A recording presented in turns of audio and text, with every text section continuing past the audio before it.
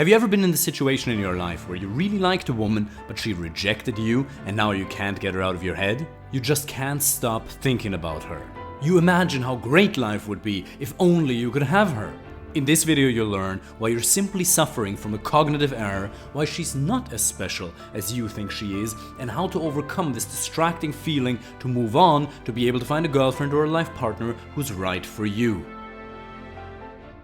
Maybe there's a woman in your life right now who rejected you at some point in the past, but you still can't get her out of your head. Maybe you went on a date together and she didn't want to meet you for a second date. Maybe you invited her for a date and she left you unread and she didn't respond. Maybe you've known her for years and then you invited her out and you went on a couple of dates and then she told you, "I'm not ready for a relationship."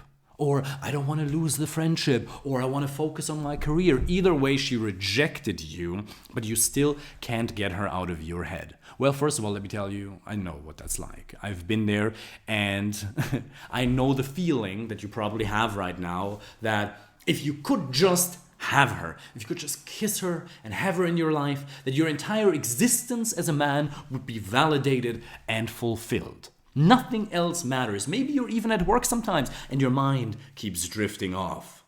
Maybe when you're taking a shit on the toilet, you're checking your phone and you're desperately hoping for a message from her. Well, I understand what that's like. I understand how consuming that is. But you also have to understand that this idea of having a crush, that you believe that you love her, is just a cognitive error. It's simply neediness, and it's only happening because you don't have any other options in your life. Because, hypothetically, if you did have 4 or 5 dates lined up over the next 2 to 3 weeks with amazing women who are maybe as career-oriented as you are, maybe who simply have the same values as you have, who are definitely physically attractive to you, but who are just the right package, and you have a couple of those dates lined up, and you're looking forward to simply figuring out which of them is going to be your future wife. If one of them then rejected you, it wouldn't be such a big deal, would it?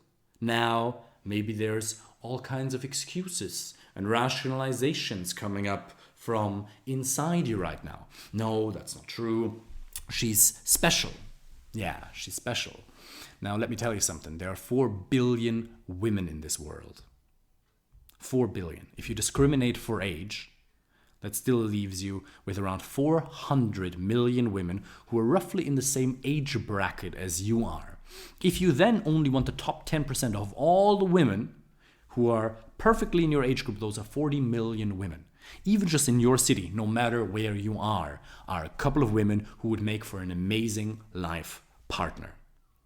Now again, you believe that this one woman who rejected you, who told you that she doesn't want to be with you, a high-value man, somebody who has his career in order, somebody who's grounded in life, somebody who has a lot of good habits. You don't have to be perfect, I'm not perfect either, but there's a lot of areas in your life that you're definitely proud of, because these are usually the type of men who are watching these videos. And she rejected you. She told you she doesn't want to be with you. Now, obviously, in life, we always want what we can't have. Rejection breeds obsession, as Tony Robbins says, right? So you begin to obsess over her. And you've convinced yourself that if you could just have her, everything would be perfect. And you completely ignore all the flaws that she has. You literally put her on a pedestal in your mind. In NLP, they talk about it, that every thought we have, every person we think about has an internal representation of it. And the way we represent things internally, and that also includes the positioning in our own eye internally, has an immediate impact of how we feel towards that person. That's why sometimes we do exercises with people where you literally change the position of a person in your mind. If you think about her right now. Little experiment. You think about that woman who's so beautiful, supposedly so perfect. Think about her. Where do you see her? Do you see her in front of you? I would bet that you see her at least on eye level, if not a little bit higher. Even just a little bit higher. Isn't that interesting? Now, the fact that you see her a little bit higher Now, that doesn't always have to be the case, by the way. That's just true in 80% of the cases. But the fact that you see her on eye level or just a little bit higher means you actually, in your mind, put her on a pedestal, and therefore you made her something she isn't. You put a pressure, you put a standard of perfection on her that she never asked for. So, what's the solution? The solution is not to follow the instructions of Hitch, the movie with Will Smith, which is a brilliant and funny movie, by the way, but you should not do what they're doing there. Because what's the premise in that movie? It doesn't matter whether she wants you or not, we're gonna get her. It doesn't matter whether she wants you or not, you fat little man, right? You don't have to change yourself. You don't have to work on yourself. You don't have to work on your communication skills. You're going to get that one woman, whether she wants it or not. You're going to convince her. Okay? And that is, probably the definition of creepy. But isn't it interesting how society celebrates this movie? Oh, it's cute. It's nice. My apologies. He put in so much effort to get her. Now, what would happen if you actually did that in real life? A woman tells you over and over again she's not interested in you, and you keep chasing her and you keep stalking her. Well, you would probably get arrested, and rightfully so. Because individual human beings have their own free will. Luckily, getting dating skills, improving your communication skills, learning to communicate your personality authentically as well as effectively to find a right girlfriend or life partner never means convincing. Now, obviously, you have to learn to communicate effectively, okay, to understand how the female psychology really works. But it's never about convincing. If she's not interested in you, go. There's a couple of other people out there, a couple of other coaches and gurus who are trying to tell you how to never get rejected. If anybody wants to teach you how to never get rejected again, run far and fast, because these people are lying to you. It's impossible. It's impossible. If you get out there and increase your options, you improve the quantity of your actions, but most importantly, the quality of your actions, then you're going to meet more women. But it's not about never getting a rejection, okay? A rejection simply means that you found out that there's a lack of compatibility. Now, rejection only ever means one of two things. Either you communicated poorly, which is the case in, I don't know, at least 50% of the time or 80% of the time. This is a statistic that I pulled out of the air right now. Or there is a lack of compatibility.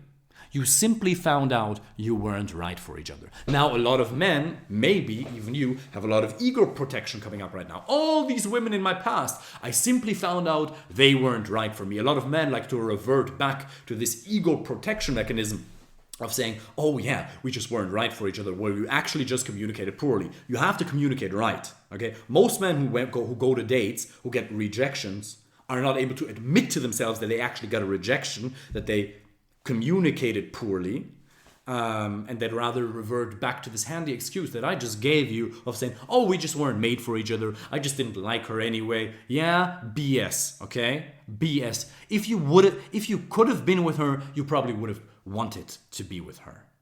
So it's about improving the quality of your actions as well as the quantity. But coming back to solving the problem of neediness here, you have to get out there and meet more people. You have to start meeting women online as well as offline. Okay? Then this desperate craving that you have for this one individual human being will disappear.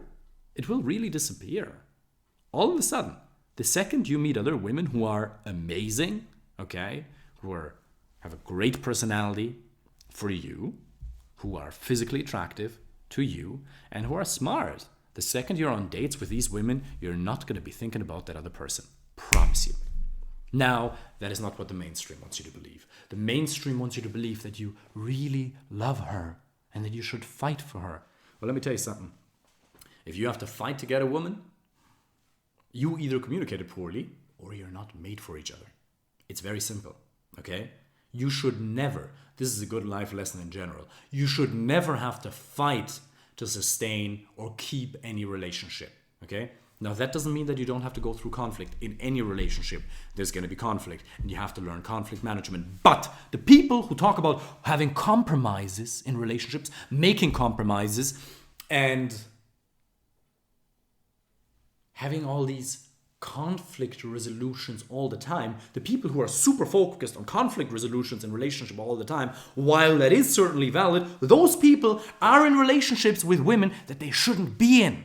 Because if you were in a relationship with the right woman, it would be effortless 95% of the time. Not 100% of the time, because you're individual human beings with different needs and things are happening and life is happening. So you do have to learn to communicate once you're in the relationship, conflict resolution, but that's going to be almost nothing. Most people who you see fighting in relationships, first of all, they don't even know how to have a constructive conflict, how to have a constructive argument about your individual needs as a human being. And second of all, these conflicts come out of a severe lack of compatibility. Okay? So I think what I'd like to leave you with is, in life in general, with other male friends, as well as with women, please don't ever think you have to fight for a relationship. If the other person is making it so hard for you that you constantly have to fight and put in the effort while the other person is giving nothing or very, very little just to keep you there, just to get a little bit of attention from you, it's wrong. Cut them out. Just find somebody else. Man, there's billions of women in the world. There's literally millions of women, probably hundreds of thousands in the world, who would engage in criminal activity just to have you in their lives.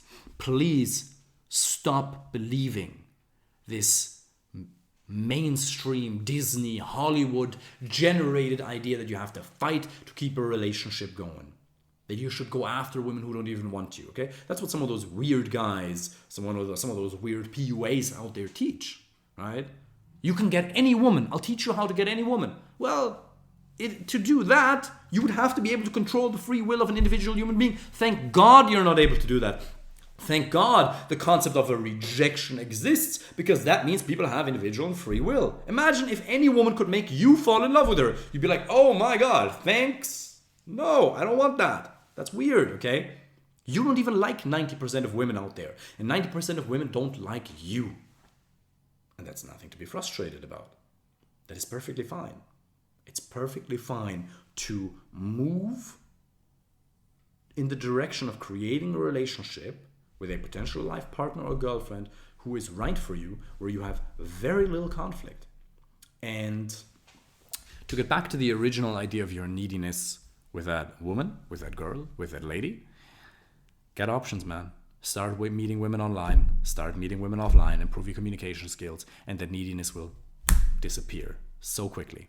And if you want to learn how you can do that, how to communicate more effectively, if you want to learn how to effortlessly attract the right women into your life in order to create an amazing relationship, then apply for a first free coaching call with the link underneath this profile. During that call, we're going to create a step-by-step plan based on your individual situation, your personal, your individual sticking points and blind spots, because they're different for everybody, so that you can find somebody who's right for you, where it's effortless, where you have very, very, very little conflict. And yeah, you'll never have to chase them, because they're just going to love you. Because once you learn how to communicate who you are, the high value man you already are, women will start falling in love with you like that. The right ones. You're still going to get rejections, but the right ones. If you want to learn how to do that, apply for a first free coaching call, and I'm looking forward to speaking to you.